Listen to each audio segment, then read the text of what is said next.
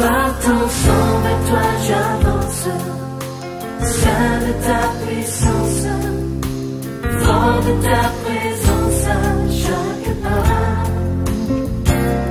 En ton sang, ma délivrance, sceau de ton alliance, ma vie, ma révérence devant toi. Shalom, peuple de Dieu. Je suis la sœur Karoubi Jocelyne du ministère Les Saints Fils conduits par Jésus-Christ selon les normes du royaume des cieux. Je vais aujourd'hui vous partager la révélation du 29 mars 2018. Lorsque nous étions en prière ce soir-là à l'église, c'est alors que j'ai vu une grande cuve pleine de sang. Ensuite, la cuve s'est penchée d'un côté et le sang coulait. Le sang coulait et après, la cuve est restée dans ce même sens-là, mais ça a cessé de couler, donc il restait une petite quantité. Et c'est alors que le Seigneur me dit, ce que tu vois, c'est mon sang que j'ai versé pour la sanctification de mon église que j'ai tiré du monde. La petite quantité qui reste, c'est pour le peu de brebis qui restent à sauver dans le monde. C'est largement suffisant pour eux. Ensuite, j'ai vu quelque chose d'un peu difficile à décrire, mais c'était comme un cercle en fer, comme un cerceau qui avait plusieurs trous et plusieurs fers. Plusieurs fers à l'intérieur desquels on pouvait, c'était comme des rayons, comme les roues des vélos. C'était comme ça. Et ce mécanisme-là, c'était lourd. C'était fait avec un fer qui pesait, qui était vraiment lourd. Et il y avait une lumière qui scintillait derrière ce cerceau-là. Et c'était posé dans une grange très poussiéreuse. Une vieille grange vraiment poussiéreuse. Ensuite, un ange est venu, il m'a demandé de le suivre en enfer. Et c'est alors que je l'ai suivi. Nous avons emprunté une piste qui, en marchant, nous faisait basculer de part et d'autre. Donc, c'était pas sur la terre ferme que nous marchions. Déjà, nos pieds ne touchaient pas le sol, mais quand même en marchant, ça nous faisait basculer de part et d'autre. Et il y avait un liquide qui était noirâtre et qui se sentait, qui ruisselait dans ce lieu-là. Et ce liquide-là dégageait une mauvaise odeur. Et l'intérieur de ce lieu était très sombre. Donc nous étions à l'intérieur de cet endroit, nous avions continué, nous progressions comme ça, nous avancions. Et c'était comme une grotte en fait. Et il m'a semblé que cet endroit était vivant. Plus nous avancions, plus les ténèbres aussi ne faisaient que ça croître. Et c'est alors que nous sommes arrivés donc à un certain niveau. Et l'ange m'a dit que nous sommes rentrés par la gorge de l'enfer. Nous avons continué donc à avancer. À un moment donné, l'ange m'a demandé d'attendre sur place, de ne pas bouger, parce qu'il faisait vraiment noir de partout. Et il a fait un geste de sa main droite, et c'est alors qu'il y a une lumière qui a commencé à nous éclairer. Donc ça a éclairé aussi là où nous trouvions. Et c'est de là que j'ai vu donc qu'il y avait plusieurs groupes d'âmes liées par de grosses chaînes. Ces âmes étaient liées au niveau de leur taille comme ça là, avec de grosses cordes, pardon. C'était des grosses cordes. Et j'ai vu, je n'arrivais même pas à reconnaître une âme parce que les âmes étaient défigurées.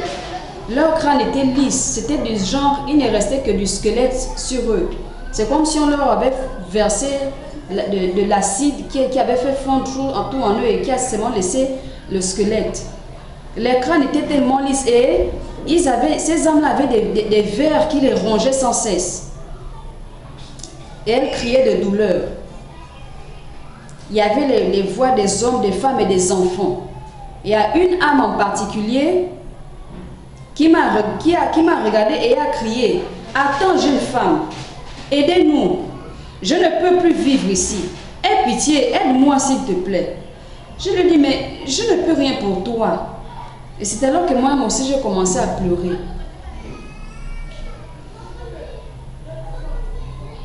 Et il m'a dit: « S'il te plaît, quand tu seras de retour dans le monde, dis aux gens de cesser de mettre les faux cheveux. Nous sommes dans ces tourments éternels à cause de ces choses. Les faux cheveux, c'est tout ce qui est contraire aux cheveux naturels que Dieu nous a donnés. Donc, les postiches, les laines, les tresses au fil, les mèches, les tissages, les perruques, c'est tout ce qui est considéré comme faux cheveux. Même les produits qu'on décape, qu'on met dans les cheveux pour que les cheveux, pour décréper les cheveux aussi, ça entraîne dans ce lieu de tourment-là. Et l'âme continue en disant, c'était un homme, il dit, j'étais pasteur dans le monde, j'encourageais les âmes, j'encourageais les fidèles de l'église que je dirigeais à se décaper la peau, à porter les faux cheveux, à se maquiller les visages, à porter les bijoux. Je disais aux femmes de porter les pantalons, les culottes, de porter les vêtements sexy et indécents. Je disais aux hommes qu'ils pouvaient se corser les visages, qu'ils pouvaient aller avec plusieurs femmes. Et je disais aussi aux femmes d'avoir plusieurs hommes. J'avais dilué la parole de Dieu. Mais le Seigneur Jésus me reprochait toujours. J'ai commencé à mentir comme ça à cause de l'amour de l'argent. Pendant 4 ans, le Seigneur m'a fait grâce de me repentir. Mais je me disais qu'il allait toujours me faire grâce parce qu'il m'aime. Le jour de ma mort, je n'ai rien compris, je n'ai rien vu venir. C'était subite. J'ai atterri directement ici. Et c'est comme ça qu'il reprend la parole. Quand il a dit tout cela, j'ai crié, mais tout ça là pour toi seul. Et il répond la parole en disant, s'il te plaît, va dire au monde que ces choses sont vaines. Dis-leur de chercher seulement Jésus-Christ par sa parole. Toute cette section que tu vois souffre les tourments de l'enfer à cause de ces choses. Dis au monde que c'est réel. Dis-leur de ne pas venir ici. C'est pas fait pour eux. C'est alors qu'il s'est mis à crier, de l'eau, s'il vous plaît, de l'eau, aidez-moi. Et le feu a pris la forme d'un fouet. Ça l'a lié les reins et ça l'a tiré de sorte qu'elle l'a coupé en deux. Quand ça l'a coupé en deux, en même temps, ça l'a tiré et ça l'a jeté ailleurs dans un autre département. J'ai regardé ça en pleurant. J'étais en même temps malheureuse et embarrassée. J'étais vraiment très malheureuse de voir ces âmes tourmentées dans ce lieu. Et c'est alors que le Seigneur m'a ramené à l'église. Il m'a ramené à l'église en me donnant comme recommandation de vous faire parvenir ce témoignage-là, afin que chacun se conforme à sa volonté. Paix et grâce.